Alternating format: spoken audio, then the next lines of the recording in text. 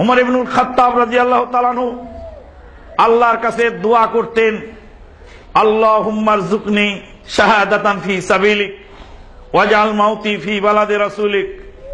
হে আল্লাহ, তুমি আমাকে তোমার রাস্তায় শহীদ হওয়ার তৌফিক দিও, আর আমার মউতটা যেন তোমার রাসূলের শহরেই হয়। উলামায়ে কেরামগণ আশ্চর্য হয়ে যান, রাসূলের শহরে মউত কিভাবে হবে? সাহাবায়ে কেরামগণ আশ্চর্য হয়ে যেতেন, মুসলিম জাহানের খলিফার এই দোয়া কিভাবে কবুল হবে? কিয়ামত পর্যন্ত মদিনার মাটিতে যুদ্ধ হারাম, কিয়ামত পর্যন্ত মদিনার মাটিতে যুদ্ধ বিগ্রহ হারাম। যুদ্ধ না হলে আল্লাহর রাস্তায় শহীদ হবেন। দোয়া তো দুইটি, একটা হলো দোয়া আল্লাহর রাস্তায় শাহাদত নসিব করো, আর একটা দোয়া হলো তোমার রাসূলের শহরে আমার মৃত্যু দিও। রাসূলের শহরে তো যুদ্ধ হবে না কিয়ামত পর্যন্ত, মদিনার মাটিতে কিয়ামত পর্যন্ত যুদ্ধ বিগ্রহ হারাম। তাহলে মদিনায় শাহাদত নসিব হওয়ার উপায়টা কি? আল্লাহ যেদিন ঘটালেন,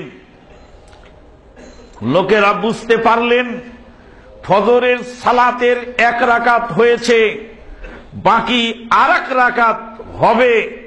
এই অবস্থায় আবু লুলু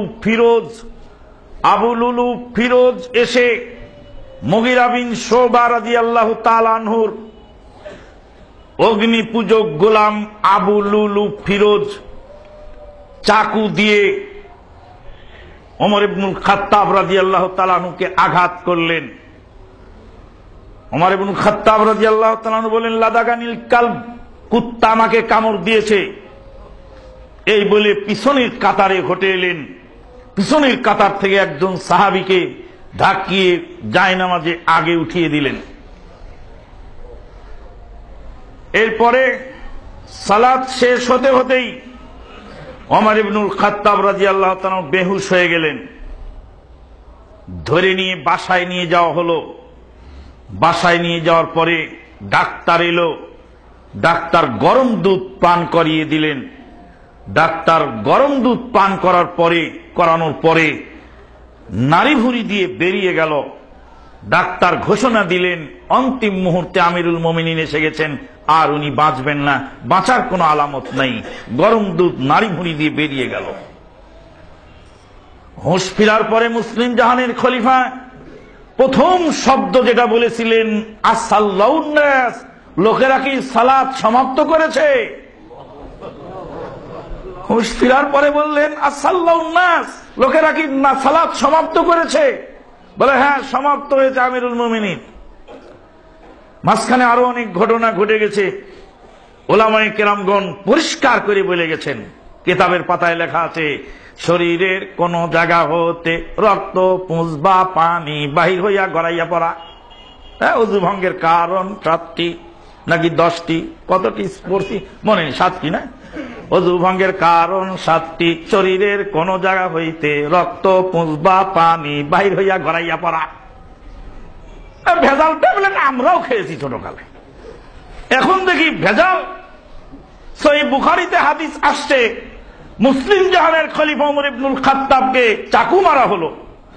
বিগলিত ধারায় রক্ত প্রবাহিত হচ্ছে, রক্ত পুঁজবা পানি বাহির হইয়া গড়াইয়া পড়া, ফিনকি দিয়ে পরে গোটা শরীর কাপড় চোপড় একদম লালে লাল হয়ে গেল।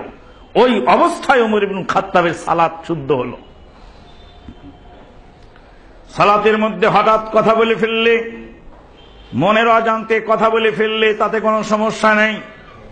মুসলিম জাহানের খলিফা আঘাতপ্রাপ্ত হওয়ার সাথে সাথেই বললেন, আমাকে কুত্তায় কামড় দিছে, লাদাগানিল কালব, কুত্তা কামড় দিয়েছে আমাকে।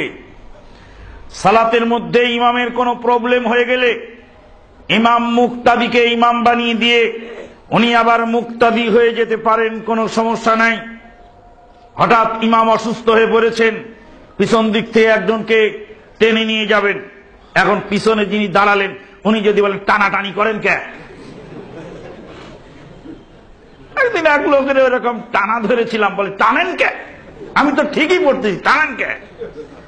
ওই জন্য হাদিসে এসেছি, হাদিসে আমল না করলে যে কি প্রবলেম, হাদিসে এসে যে ইমামের পিছনে উলুন নুহা জ্ঞানী গুণী লোক দাঁড়াবেন, ইমামের পিছনে এমন লোক দাঁড়াবেন যিনি খুব চৌকস, হঠাৎ ইমাম অসুস্থ হলে কি করতে হবে, মুসল্লিদের সালাত যেন নষ্ট না হয়, যেখানে ইমামের সমাপ্তি হয়েছে ওখান থেকে বাকি সালাত কমপ্লিট করিয়ে দিবেন।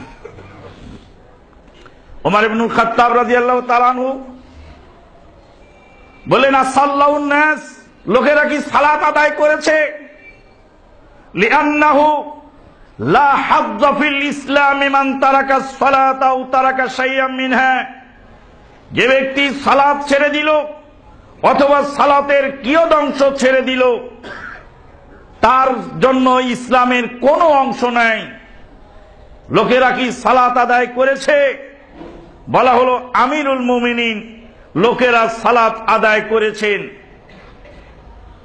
আমিরুল মুমিনিনকে লোকেরা দেখতে এলেন। আপনার অন্তিম মুহূর্ত খলিফা কাকে বানানো যায়? ওমর ইবনুল খাত্তাব রাদিয়াল্লাহু তাআলা আনহুর কাছে জনৈক সাহাবী প্রস্তাব দিলেন, আমিরুল মুমিনিন, আপনার ছেলে আব্দুল্লাহ বিন উমরকে এই খেলাফতের দায়িত্ব দেওয়া যায়। আব্দুল্লাহ বিন উমর রাদিয়াল্লাহু তাআলা আনহুর নাম শোনার সঙ্গে সঙ্গে আমিরুল মুমিনিন বলে উঠলেন,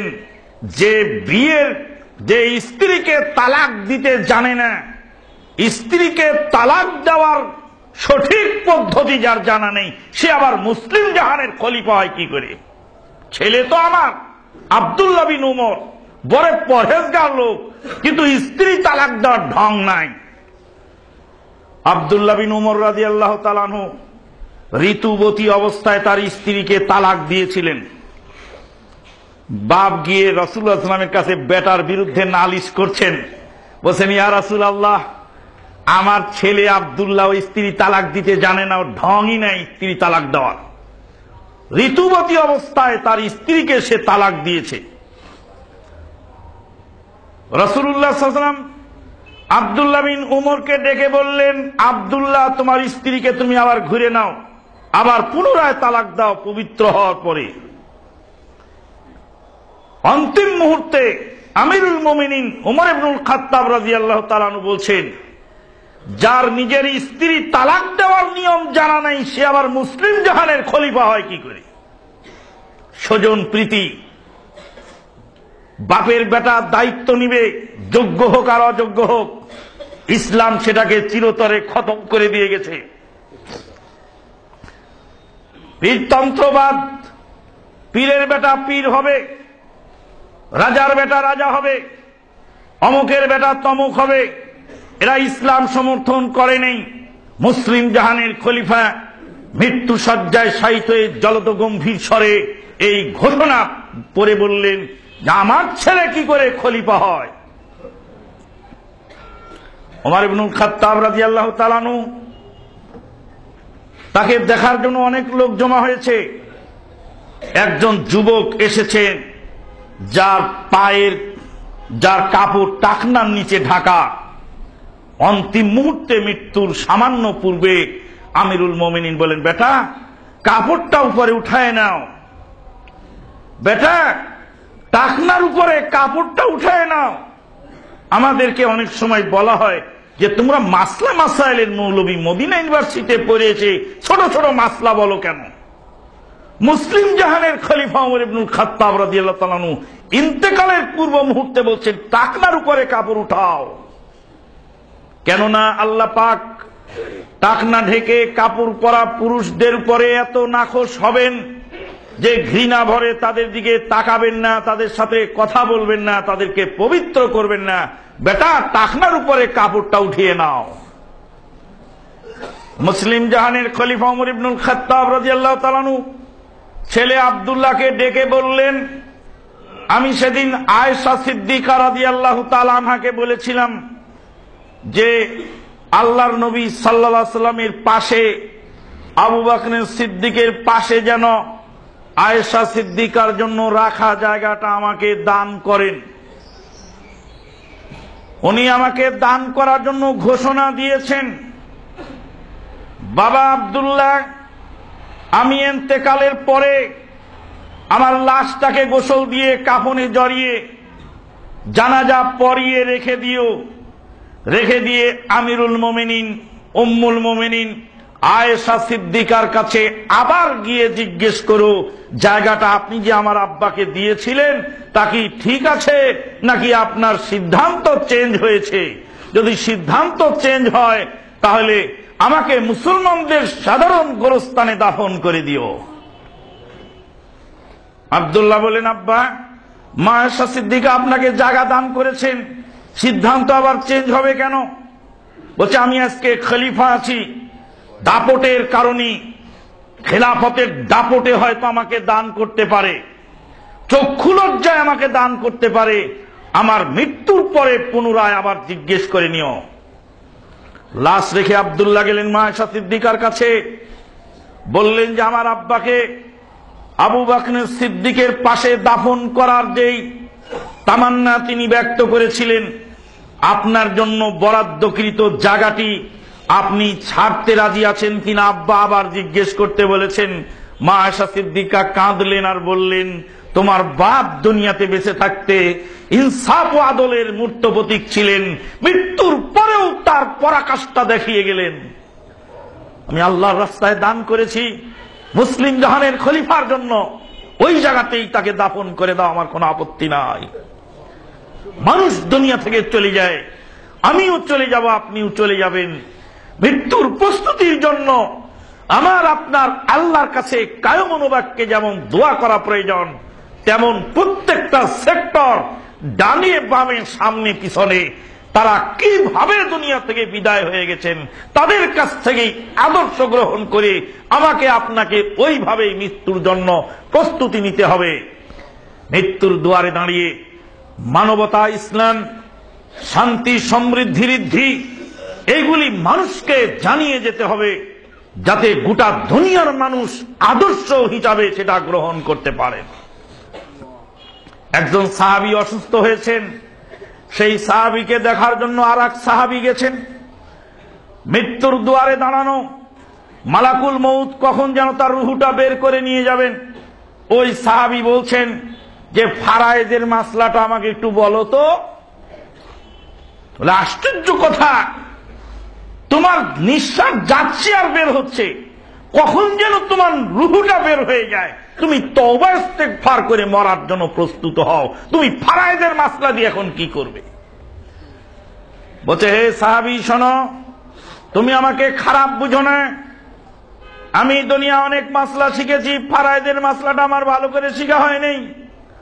আল্লাহর নবী বলছেন, কোন ব্যক্তি যদি এলেম শিখতে শিখতে মারা যায় তার মৃত্যুটা আল্লাহর রাস্তায় হলো, তাই আমি চাচ্ছি যে আমার মৃত্যুটা যেন ফারায়েজ শিখতে শিখতেই হয়।